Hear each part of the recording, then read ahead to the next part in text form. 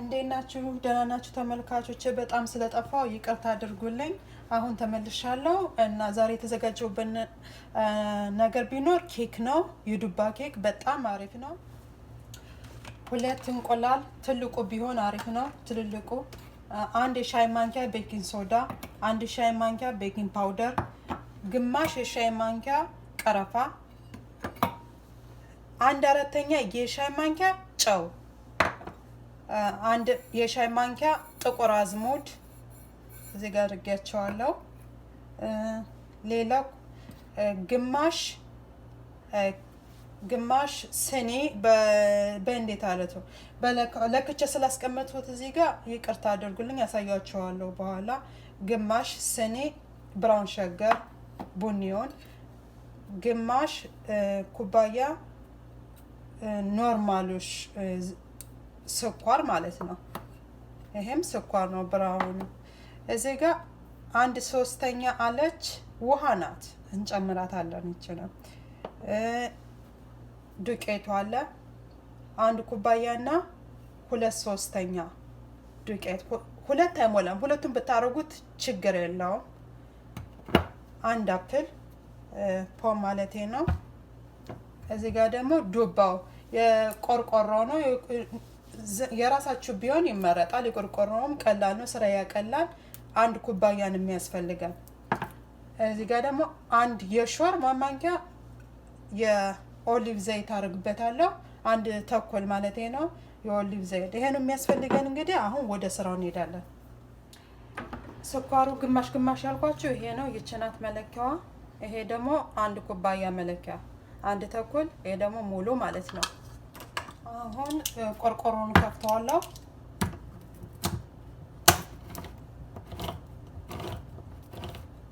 አንድ ኩባያ ልካለሁ፣ ከፍቼዋለሁ። ዱባው ራሱ የተፈጨ ስለሆነ ያልተፈጨ እናንተ ስትፈሩ መዳም ጫ ቢኖራችሁ አሪፍ ነው። እንደዚህ ያለው እንደዚህ ቻለች ነገር ቢኖራችሁ ብጥጥ ያረጋችሁ በእንደሱ ያለ ቀለል ይላል ማለት ነው። ቆርቆሮ በጣም ስራ ያቀላል። በቃ ግን ስትገዙ ጤናማ የሆነ ነን ጂኤምኦ የሚል ነን ሃይፕሮክቶስ የሚል ነገር እሱን መግዛት። ኦኬ ይሄ ይበቃል።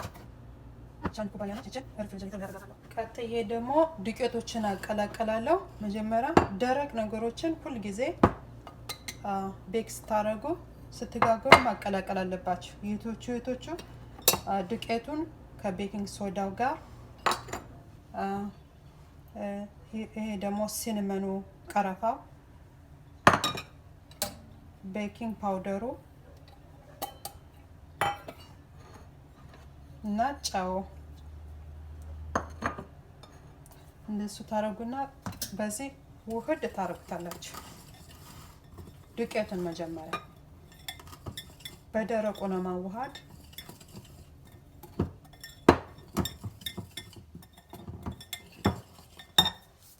አሁን ደግሞ እንቁላሉን እመታለሁ።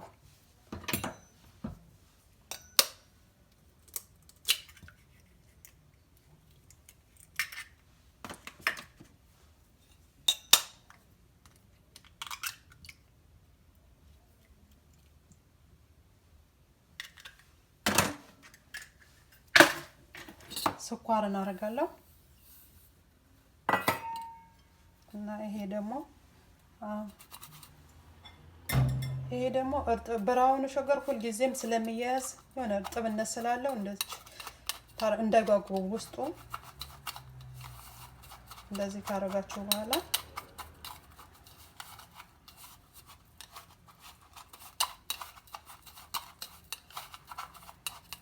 ጨምረዋለሁ።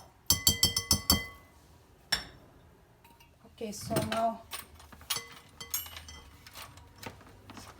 በደንብ ማዋሃድ አለብኝ። መጀመሪያ እንቁላሉን ተሰጥቶ አድርጋት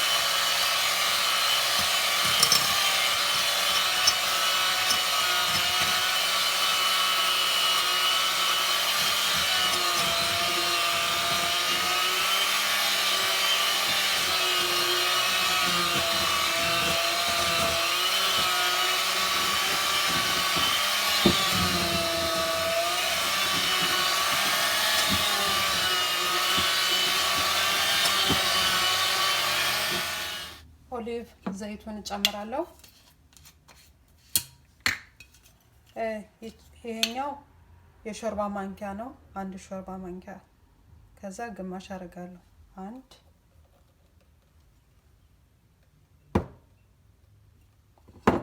ግማሽ የሾርባ ማንኪያ ማለት አንድ የሻይ ማንኪያ ማለት ነው።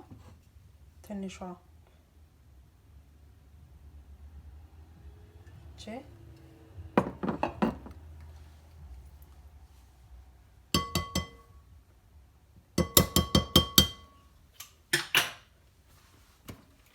ትንሽ ለምታት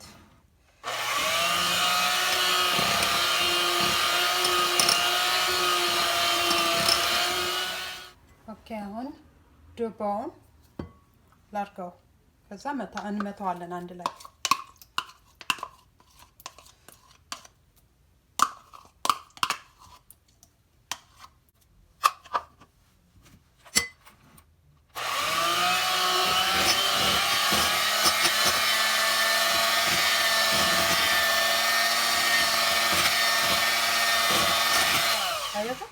ብርቱካን ቀለም ነው ያለው። አሁን ዱቄቱን ትንሽ እየጨመርን እናዋህደዋለን። ኦኬ ግማሹን ላድርጋትና ከዛ ግማሹን ደግሞ ቀስ እያደረኩ አደርገዋለሁ።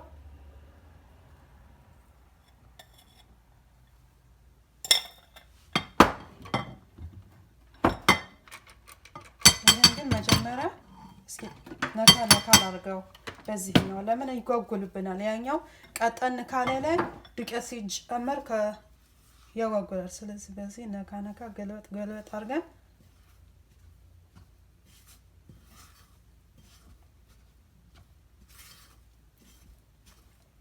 ኦኬ። አሁን ይሄንን አደርጋለሁ።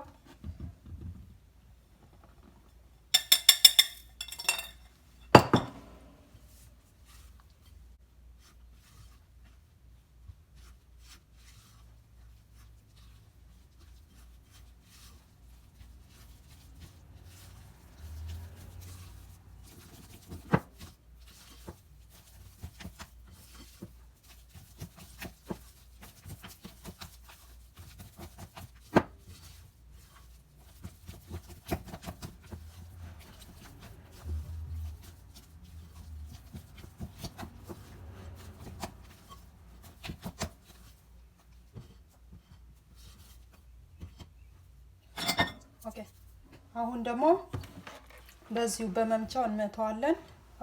ውሃውን እቺ 1/3 ስኒ ያለች አይደል? አለችን ትንሽ የቀረቻለችን። ይሄን ከመታን በኋላ እናደርጋለን።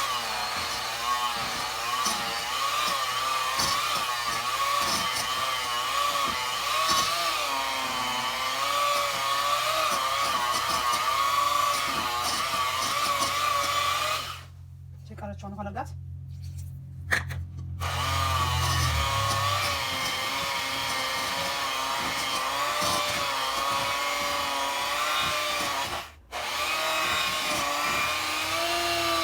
ሚክስ አድርገዋለሁ። ትንሽ ፍጥነት እንጨምርበታለን። ቆይ መጀመሪያ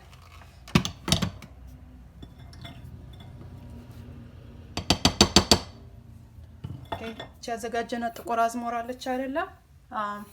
ግማሹን አደርገዋለሁ። ከላይ ትንሽ እናስቀራለን። ለምን? ከዛ ከንቱኑ ላይ ከላይ ንስንስ እናደርግለታለን ለካለር ማለት ነው። ከዛ ፍጥነቱን ጨምሬው እንመተዋለሁ።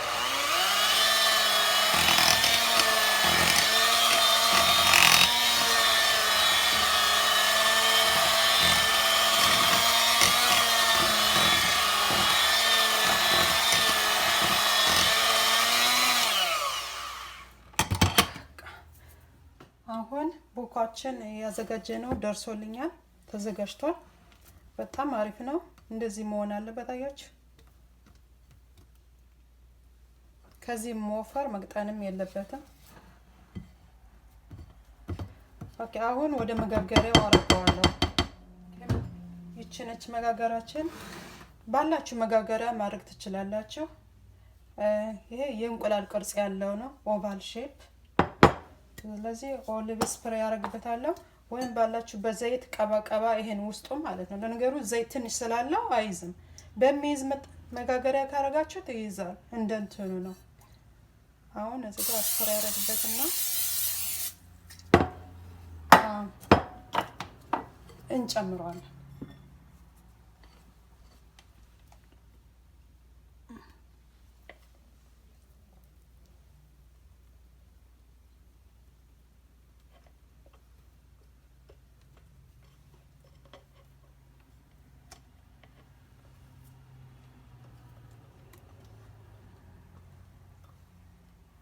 አፕሉ እንቆርጠዋለን። በእንደዚህ ያለ ነገር እቺ መካከሏ እንትኑን እንዲያወጣልን ነው። ይሄ ካላችሁ ከሌላችሁ ችግር የለውም። በቢላ ከተፍ ከተፍ ሰንጠቅ ታርጉታላችሁ። በእንትኑ በስሱ ተዘርጋው ያወጣልናል። ከዛ ደግሜ ስላይስ አደርገዋለሁ።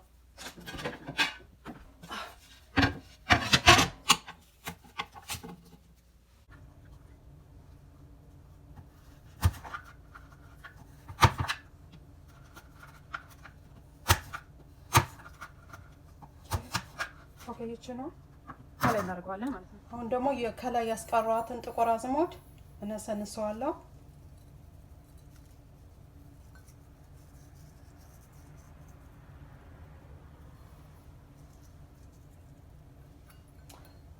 ከዛ የሰነጠቅነውን አፕል ደግሞ እንች ገባ ከላይ ይቺ እንድትታይልን እንች እናደርጋታለን።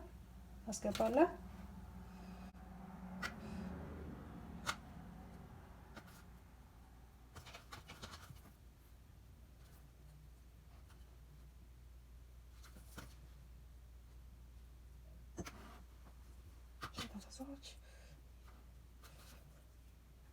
Oops.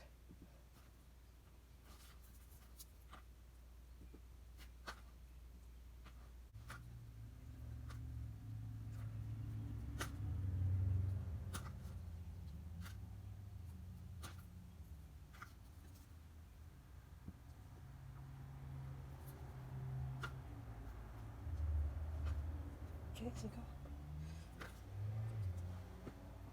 አሁን ይሄንን ኦቨን እንለኩሳለን።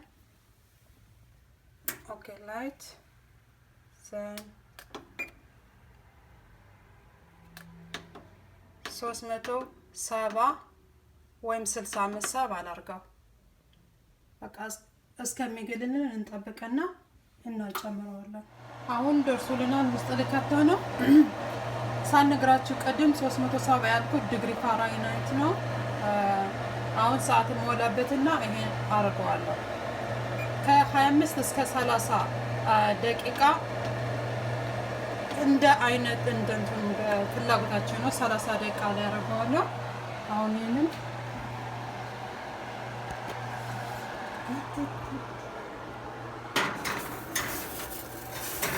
ኦኬ ተመልሰን እንመጣለን። በጣም አሪፍ ነው፣ ደስ ይላል። ይሄን ይመስላል ተመልካቾቼ፣ በጣም ነው የሚያምረው። እንግዲህ ይሄንን ካወጣው በኋላ ማቀዝቀዝ አለብኝ። እንደው ዛሬ ጋግራችሁ እንደነገማ በጣም አሪፍ ነው። አሁን ለምሳሌ ድፎ ዳቦ ተጋግሮ ወዲያውኑ እንዴት ይበላል? ይልቦቀቦቃል አይደለ? አሁን በሚቀጥለው ቀን በማግስቱ ቢሆን ከሆነ ግን በጣም አሪፍ ነው፣ ቀዝቀዝ ብሎ ይበላል። አሁን ይሄንን እገለብጥና በሌላ እቃ ከ10 ደቂቃ በኋላ ከዛ ፍሪጅ ውስጥ አስገባዋለሁ። ይቀዘቅዛል። በጣም አሪፍ ነው የሚሆነው። አንድ ነገር ሳልነግራችሁ ይሄንን እንትኑ 370 ላይ ካረኩት በኋላ ለ30 ደቂቃ አይደለም የሞላሁት፣ ግን 10 ደቂቃ ጨምረበታለሁ። ለምን 375 ዲግሪ ፋራናይት ላይ መሆን ነበረበት። እኔ ግን ቀስ ብሎ እንዲበስል ብዬ ፋራናይቱን ቀነስኩትኝና ግን ሰዓቱን መጨመር ነው የሚወስደውን ሰዓት። እንደ ምንድነው በቱስ ስቴክ እንደዚህ ያለ እንደዚህ ውግት እያደረጋችሁ ማየት ነው። ከዛ ተወጉትና አያችሁ አልያዘም እዚህ ጋር አበሳሰሉ ማለት ነው። ስለዚህ እንደዛ አድርጎ እያያችሁ እስከሚበስል መጠበቅ ነው። የሰዓቱ ጉዳይ ችግር የለውም። እንደዚህ ያለ ኬክ እና እባካችሁ ይህን ስሩና ንገሩኝ፣ ኮመንት ጻፉልኝ፣ ሰብስክራይብ አድርጉ። በጣም ስለተመለከታችሁ አመሰግናለሁ። እወዳችኋለሁ። ቻው